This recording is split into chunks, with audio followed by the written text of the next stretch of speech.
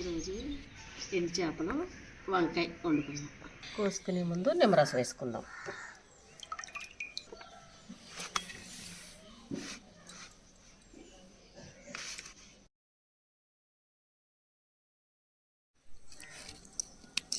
ఎండు చేపలు కోసుకుందాం. సావడాలని కూడా అంటాం.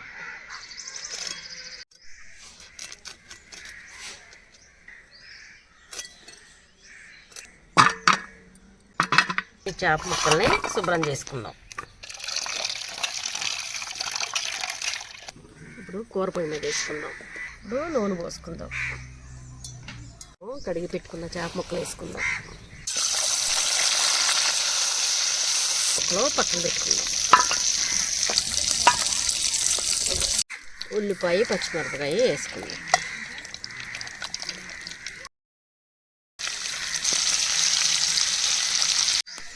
కరివేపాకు వేసుకుందాం. కోసి పెట్టుకున్న వంకాయ ముక్కలు వేసుకుందాం. ఉప్పు వేసుకుందాము. పసుపు వేసుకుందాం.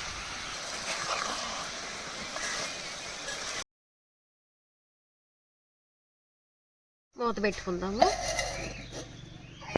ముక్కలు సగం పైన ఉడికిపోయినాక చేప ముక్కలు వేసుకుందాం.